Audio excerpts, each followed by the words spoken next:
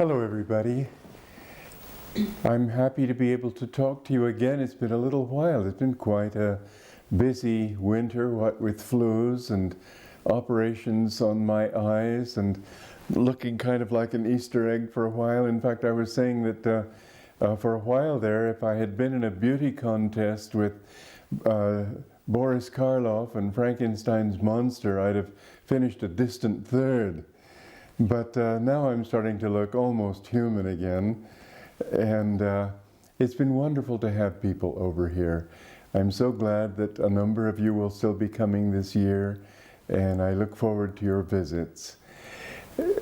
I've been thinking a lot lately about what our whole mission is. It began because I suggested to Dave Warner that we try putting the book that I'm writing on the comparison of the Bible and the Bhagavad Gita on the internet. And he wrote and said, well, what sequence shall we have? And I was thinking, well, obviously we should begin from the beginning. And then it dawned on me that there really hadn't been a beginning yet. It needed an introduction. And so I wrote an introduction, and it took quite a bit of work, but it was really a wonderful thing for me. I think whatever you do, you get more out of it than anybody else because you're sort of at the source. What it did for me was help to bring into focus what this entire mission is all about. Obviously, when the masters are born, they come into this world to help us find God. That's what it's really all about. But there's always a special context for their mission. It isn't always just that. There's an external part to it. So when Babaji he began this mission by giving the Kriya Yoga initiation to Lahiri Mahashai and telling him that this could be something that everybody could receive if they were sincerely desirous of it. And then he gave to Sri Yukteswar the job of comparing the scriptures of the East and the West to help people to see that the basic truths are one. And in fact, Master told us that Babaji had appeared, or Jesus had appeared to Babaji and said that his own church needed help. He said that they're doing good work in service and so on, but they've lost the essence of my mission, which was communion with God. And in fact, I've been reading a lot of the, not a lot, but some about the old Gnostic writings, and they emphasize that aspect, but the institutionalized church managed to finally get rid of that, or so they thought, but they didn't realize that even in the Bible that they approved of and published, there was a great deal of emphasis on personal communion with God, going within, the kingdom of God is within, be ye therefore perfect, even as your Father in heaven is perfect. Many things that Jesus said that are in the Gospels are entirely in tune with the Gnostic writings. What are not in tune with them are all the external emphasis. And of course, a lot of those Gnostic writings are not necessarily genuine expressions of high realization. So it's a mixed bag. But the real teaching of Jesus was inner communion. And so Babaji was asked by Jesus to send someone to the West. And he sent Master to Sri Yukteswar to promulgate this teaching. But it was on several levels that he did it. He wanted to not Indianize the West, as I've mentioned many times. He wanted to spiritualize it. And he didn't want to make it a cultural exchange so much as to help us all to recognize that the central truths are the same wherever they are expressed. Some people may like food in the form of curry, others in the form of pasta, others in the form of mashed potatoes and peas, but they all want food. Some people like sweetness in the form of Swiss chocolate, and other people like it in the form of all-day suckers, and the others in the form of Haagen-Dazs ice cream. but they all like sweetness in one way or another. And in fact, I should just mention as a sideline, and you know these talks are informal, so if I get off the subject, so what else is new?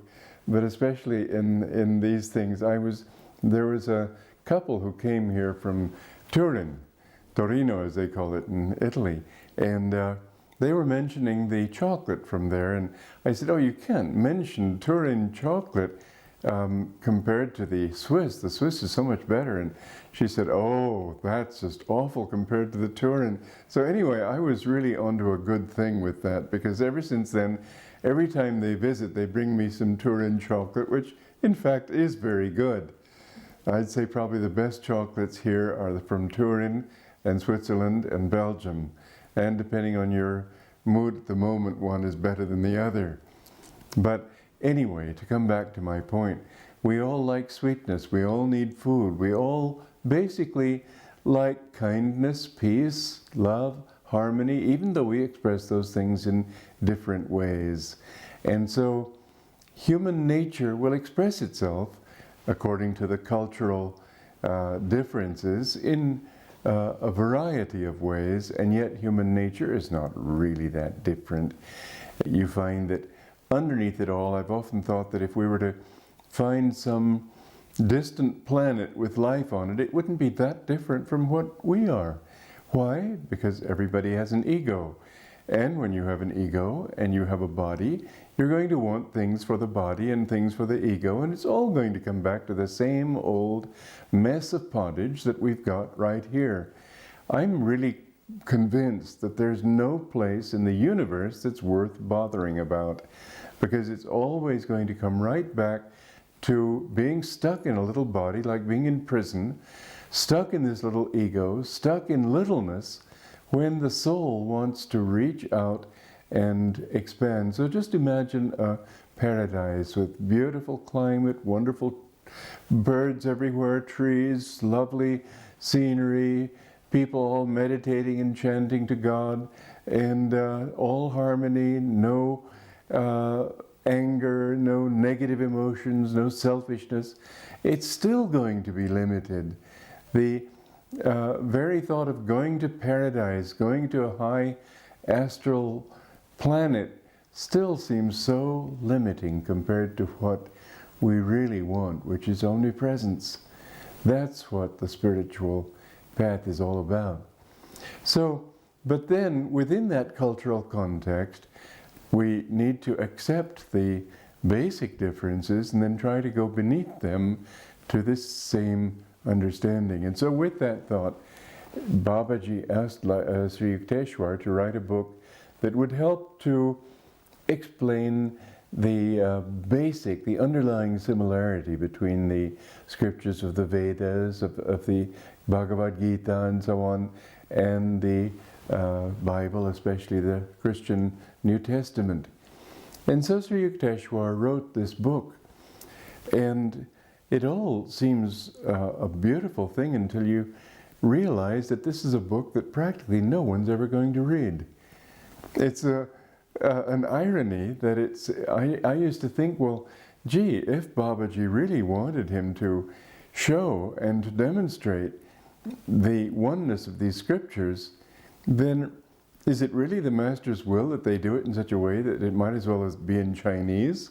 There aren't, obviously there are many passages in the Holy Science that are easy to understand, but there are a lot also that are not. In fact, I remember a person saying, I was with Master, and this woman, Mrs. Carol Neely, her name was, she was there to edit, and I had mentioned that I found the book hard going, and she said, oh, I'm surprised, I find it easy.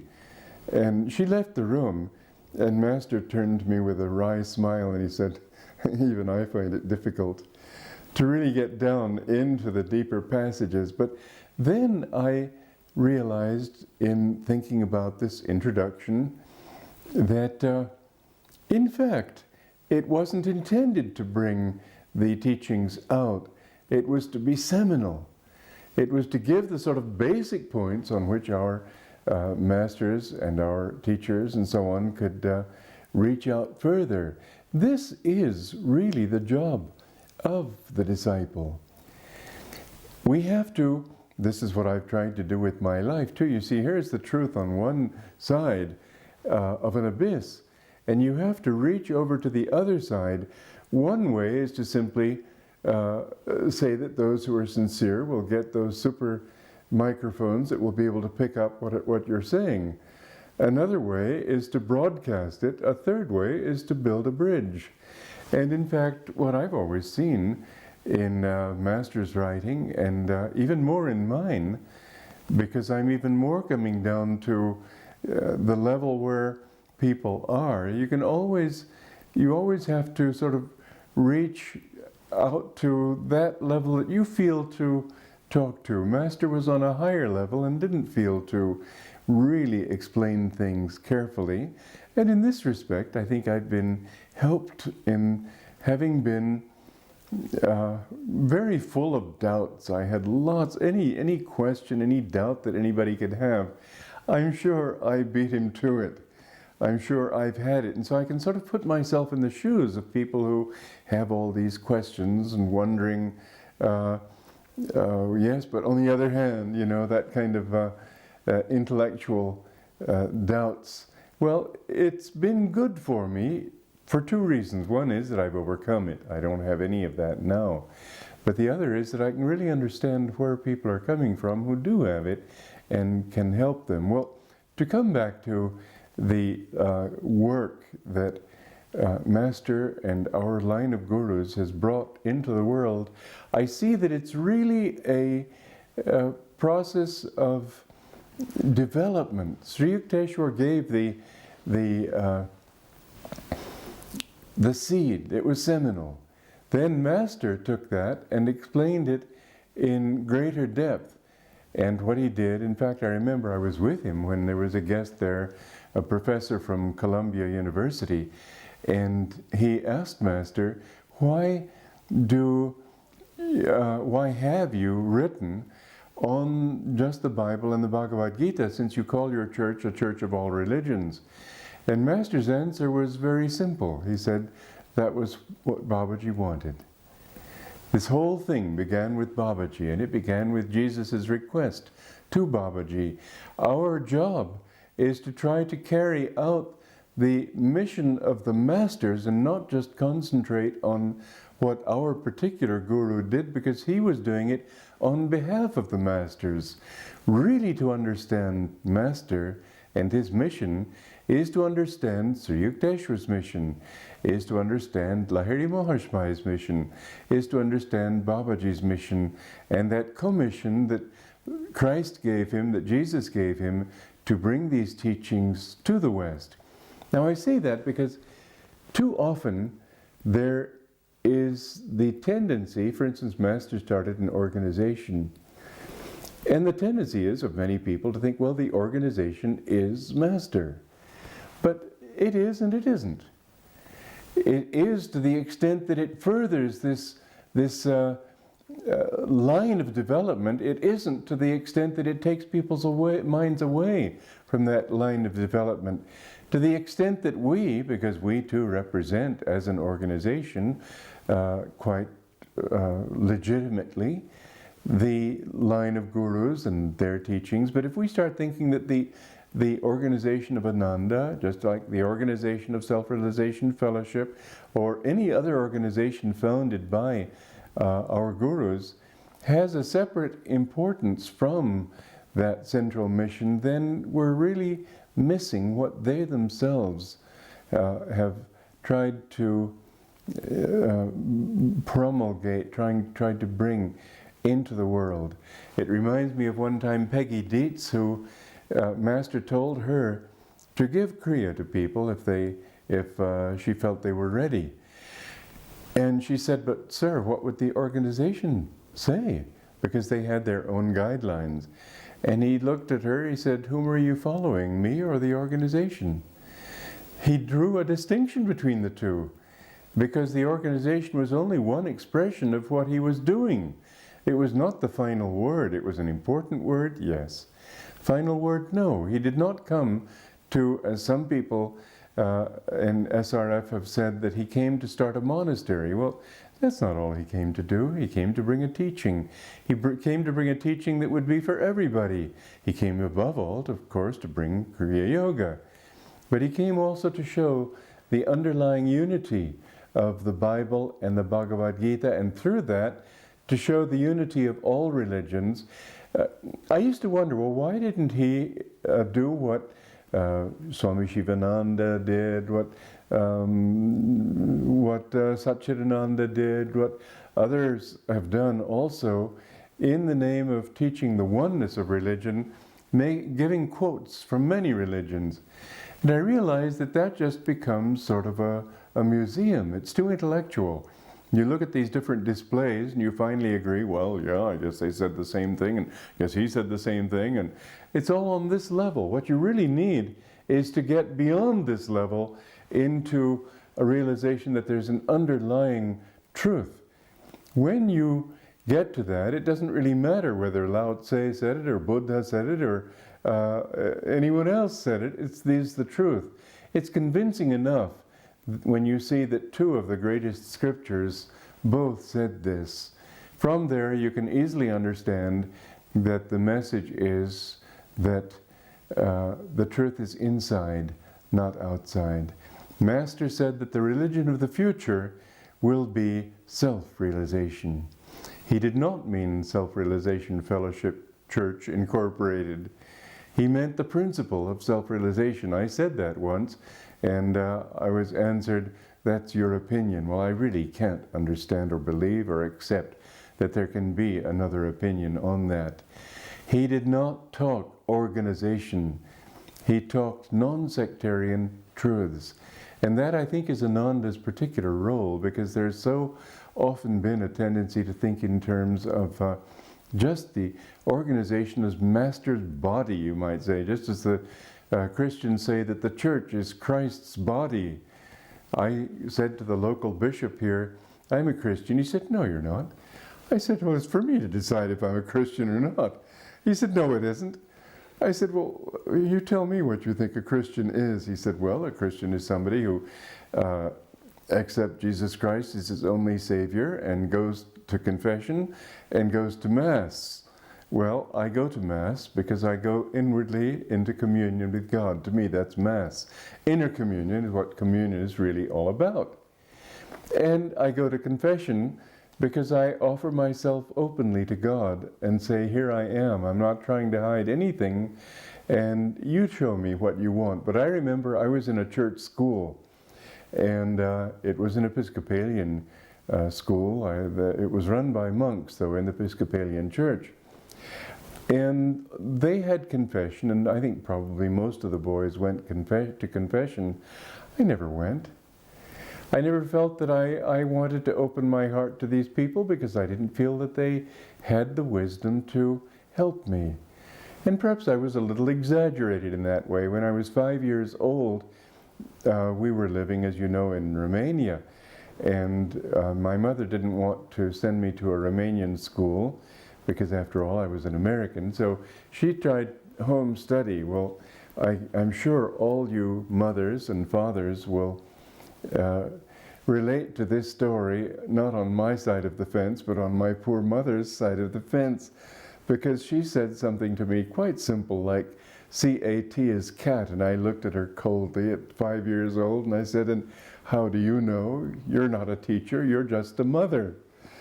And I don't think that you would like if your child said that to you, but it does show something apart from arrogance in my idea that I wanted truth from somebody who I felt knew, who I felt was an expert. And I never felt that those monks could tell me anything because I didn't see that they had anything. And it's like that story of the man in boot camp who was sort of wandering around picking up papers off the ground and looking at them and saying, this isn't it. He'd pick up another paper, this isn't it. Finally they thought, well, this guy's got to go see the psychiatrist. So they had him go and see the psychiatrist, and this man was picking up papers off the desk and putting him down. This isn't it. This isn't it. And that's all he'd say. so the psychiatrist recommended him very highly for a medical discharge. And he went to the officer, and as soon as the officer gave him his medical discharge, he looked at it, he said, "This is it," and he ran out. Well, when we get the right paper, we recognize it. And so, although I would never really accept anybody as whom I wanted to follow, the first words I addressed to Master were, "I want to be your disciple." And sometimes Daniel Boone and other people, for those who don't know the path, that name Daniel Boone may seem rather exaggerated, but I assure you it was in fact his name. He was one of the monks there. And he would tell me some pretty fanciful theories, and I always would ask him, "Did Master say that?" And if he didn't, then I wouldn't accept it, because it didn't make any sense. But if he said, "Yes, Master said that," I would accept it, even if it didn't make any sense, because I assumed that it would make sense sooner or later. And sometimes I found that Master might have said something similar, but he hadn't quite got the point right. But always Master has been, through all these years, my point of reference, and I have never, and I think in this I have been different from a lot of people who have taught in his name even.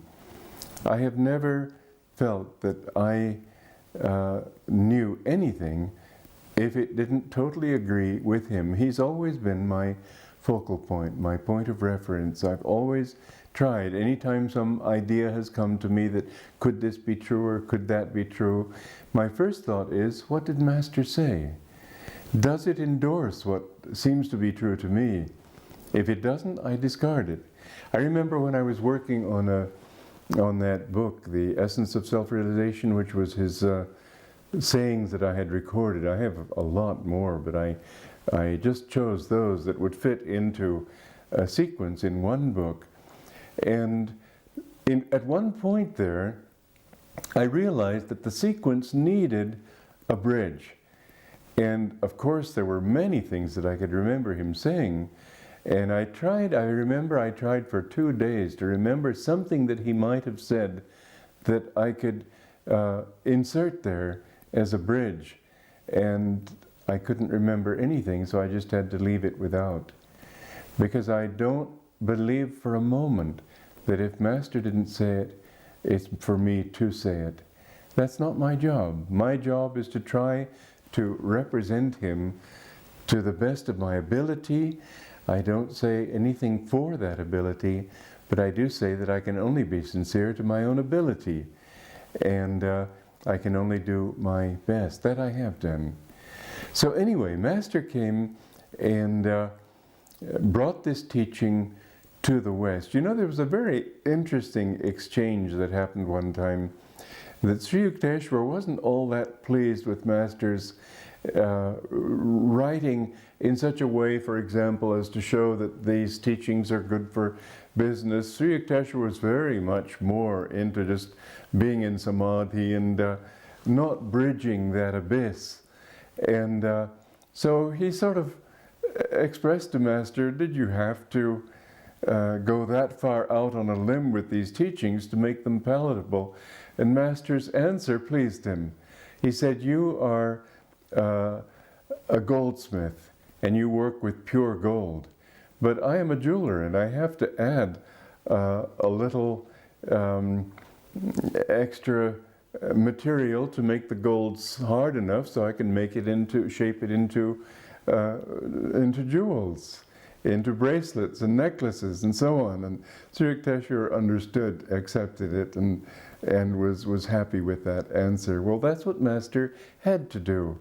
Basically, these teachings are certainly not to help people to become better businessmen. But on the other hand, if you're working with businessmen, and Sri Yukteswar didn't have to work with businessmen, Sri Yukteswar was even scattering disciples who came to him to the four winds. I asked Master one time, could it be that he knew that he wasn't coming back to this plane of existence and didn't want to take any more disciples? And Master said, yeah, that was what it was. He said he didn't want disciples. He just had a few stragglers in this lifetime, that's all.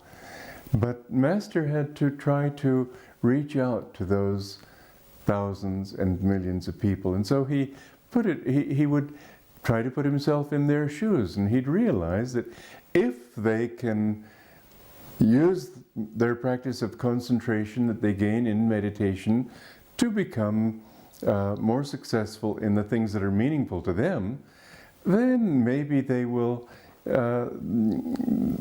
try to go further into it.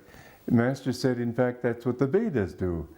They give you all sorts of mantras and ceremonies and teachings to become successful in business, mantras that you can use to overcome your enemy in battle, mantras that you can use to have children, to attract a good mate. All these things are a part of the Vedas. And a purist reading the Vedas would say, well, after all, I want something spiritual. And that's what Swami Shankaracharya did. He pulled out from the Vedas those aspects that are totally non-dualistic. But the Vedas really are everything. And Master said that the reason they did it was that if you use a mantra to achieve success in business or whatever, then you will remember that it was a mantra that did it, not the Harvard Business College. And so you begin to think in terms of mantra, and you begin to think in terms of mental power. And as you think of mental power, it begins to make you think of going into that sort of factory of the mind which is in your soul.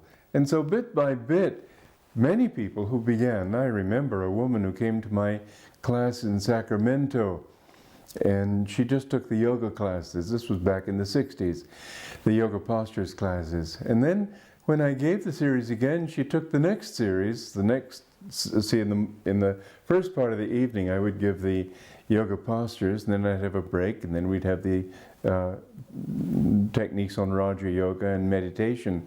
So she took the meditation course, and she said, you know, when I first took this course in the yoga postures, I did it only because I wanted to have something to talk about to my bridge club, and I thought it would be fun. But I find, you know, it's really very serious. And so she wanted to get into it further. Well, you see, you get people into it bit by bit. This is what Master meant by being a jeweler rather than a goldsmith. And we've got to bring this teaching out further to people. So my responsibility, you know, when Master told me, and it's curious because I've always believed that he wanted me to start communities. For one thing, when he gave that talk in Beverly Hills, and it was the strongest talk I've ever heard in my life, and he was saying, go north, see south, east, west, everywhere. Thousands of youths should take this teaching out to start self-sustaining world brotherhood colonies, and with so much power he spoke. And I was one of hundreds there. But as far as I know, I was the only one who really took it seriously. And that's partly I took it seriously because I had tried from the age of 14 or 15 to think, how could we start these things? I saw the need for them when I was even a teenager. And I got my friends interested by my enthusiasm until they saw that I was serious, and then they sort of all dropped off. I was still left there. But it was always a deep-seated interest of mine. And when he uttered that impassioned plea, I felt very deeply and vowed that I would do everything I could to fulfill that aspect of his mission. I wouldn't have done it if it hadn't been a part of his mission too. But he didn't tell me that. When he talked to me about my work in life, he said, your life is writing and lecturing. And I remember sort of puzzled at the time, I said to him, but sir, haven't you already written everything that needs to be said? And he looked a little shocked. He said, don't say that. Much more is needed. And how then does Ananda come into the picture? How do the schools come into the picture? How do all the other things that I've done come into the picture? I realize that it's an essential part of the picture, because I couldn't write if I hadn't brought it down to a level of actual practice.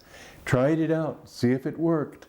I couldn't have written on any of the things that I've written about if I hadn't tested it in the cold light of day. So Ananda was an absolute necessity for it. You know, Ananda's been a wonderful experiment, sort of a laboratory, where we have seen many hundreds of people coming, some going, some staying, and over the years we've seen people living out their problems and their solutions.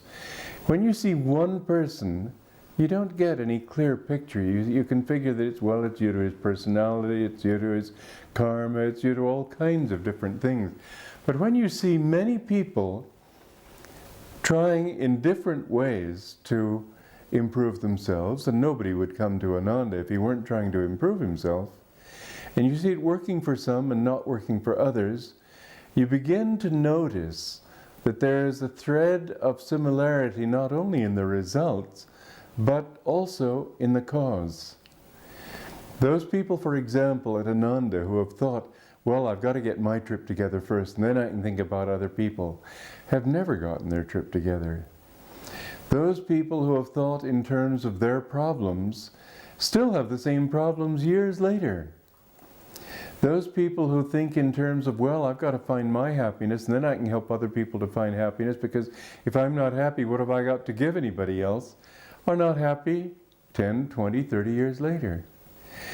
And again, the other side of the picture is those people who think in terms of how can I help other people? What are the solutions instead of dwelling on the problems? When they see that other people aren't doing right, or when they feel that they're not being treated right, instead of sitting there and brooding about it, they say, well, after all, that's their problem if they're not treating me right, but my problem is, how do I take it? And they decide that they are happier if they respond in a charitable, supportive way. And why not be happy? Why allow yourself to fall into negativity? Why allow yourself to fall into resentment and bitterness and all those things? You're the one who suffers. They may not even know that you're feeling that way. But the point is that even if they are, and I've always felt that you need to take any kind of thought that you've got and take it to its final limit so you can see it clearly.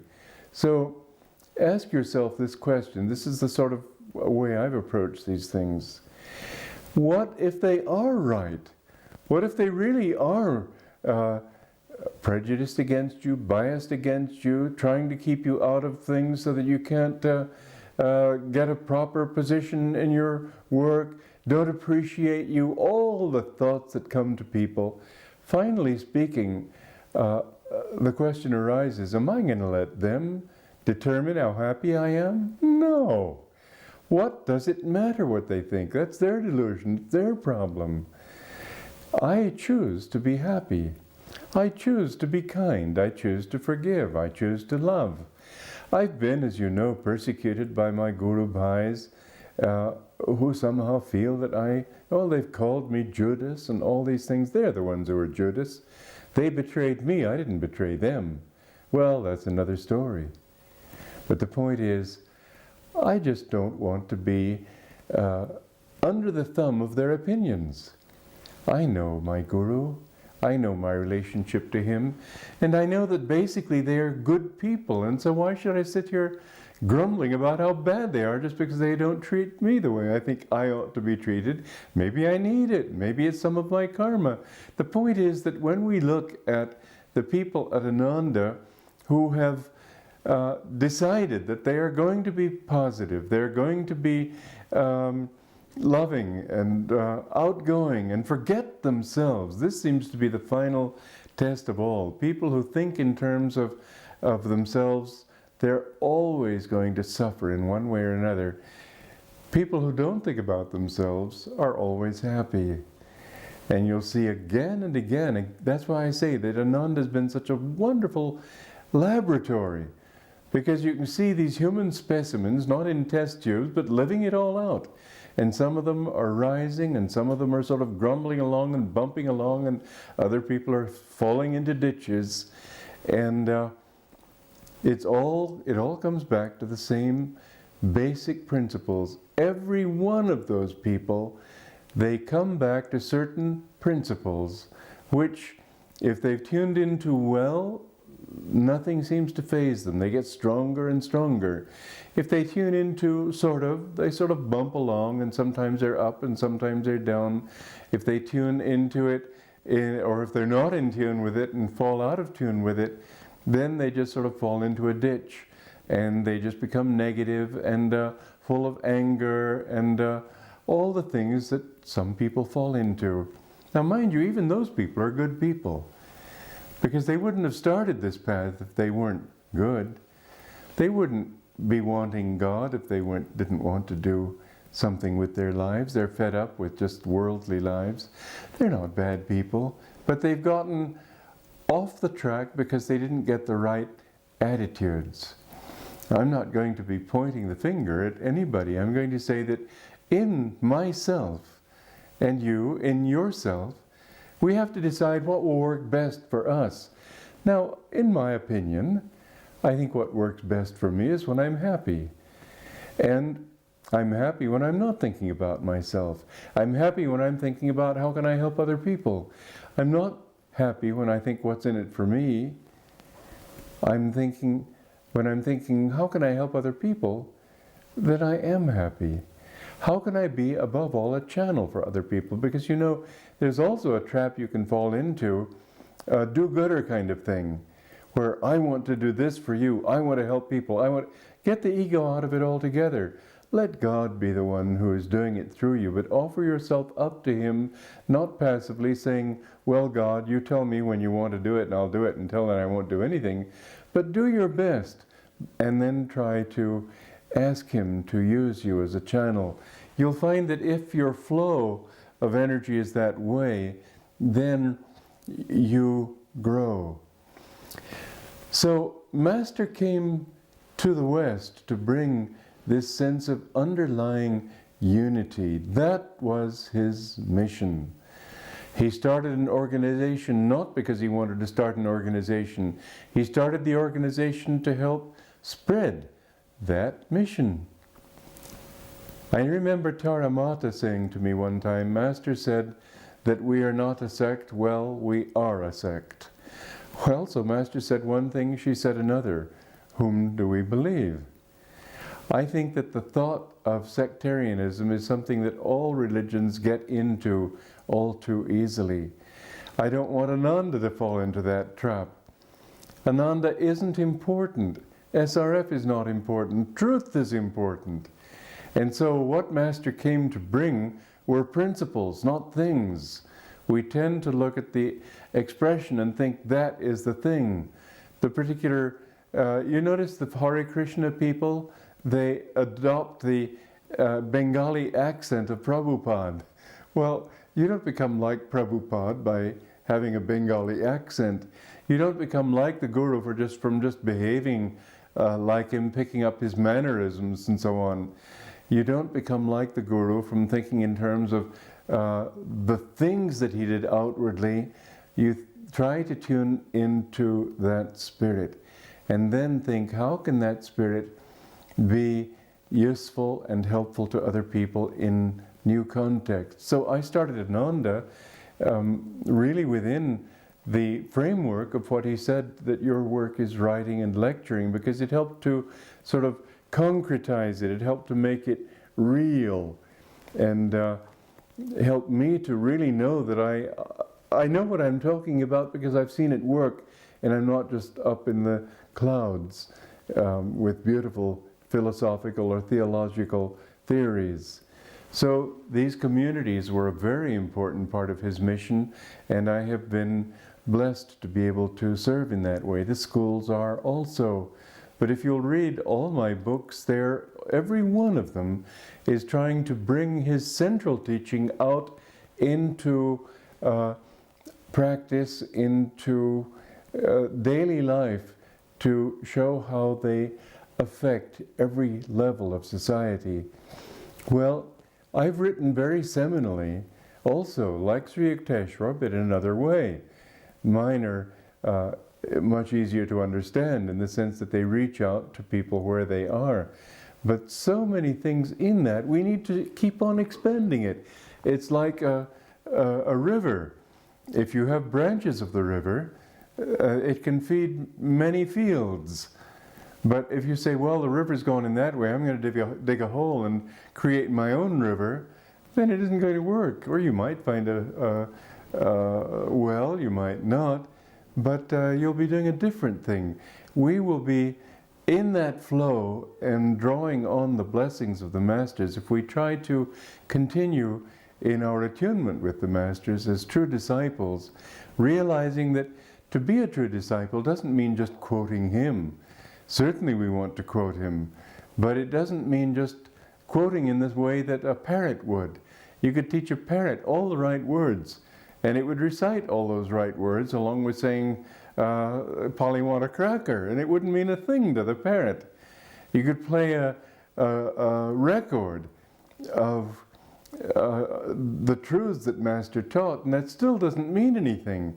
You have to have lived it, and you have to know from your own experience that this is so, and that means applying it in your life and expressing it as you have lived it. So these teachings we need to bring out to the world in a real way. So what I have done, which is something, is still not very much. I can see thousands of different directions from this, not coming in and saying, oh, well, Kriyananda has written music, Kriyananda's writing books, I'll go out and write music and I'll write books, but not tuning into this ray, this flow. Discipleship means tuning into that flow and then carrying it out further. To me, the role of a disciple, and this is what I have tried to do with Master, is to see how can I express this teaching in ways to reach more and more people. There are millions of people who could come to this path, because everybody wants just what this path offers. They want something non-dogmatic, they want something real, they want something that's going to give them happiness, peace of mind, love. These things are universal. And Master gives it to them in ways that are very down to earth. We need to be able to present these teachings to all different levels of humanity in such a way that people can suddenly say, oh, is that what it's all about? Okay, and pick it up. That's what I did when I came upon the autobiography of a yogi. I had been skeptical of all religious teaching because I didn't really know that they knew. But I read that and it suddenly clicked. I said, ah, now I know. This I want to serve. Many times, different ones of you who teach have been able to put things in such a way that people say, oh, is that what you mean? You know, so often it happens that when people they disagree with you on some point. And if you listen to what's really going on, this is what Rajarshi used to do. He would be at the board meetings of big companies, and he'd listen to the board of directors sort of arguing back and forth on different issues. He'd just sit back and listen. He never got into the argument. Then he would, after hearing both sides, he would say, well, it seems to me what we are saying is such and such. And both sides would say, yes, that's right. So often people, even in apparent disagreement, are just disagreeing in the ways of expression rather than in the essence of it. If we can reach those points in our communication with other people that we do agree on, we find that suddenly they say, oh, is that what it's all about? Ananda's specialty is that, and I'd like to sort of build on that specialty, bridging the gap to reach out to people. There are many gaps, many banks on which people stand, reaching out to them, and that's your job. I can only do it according to my limited level of education, upbringing, personality. Each one of us is limited by the simple fact of his humanity.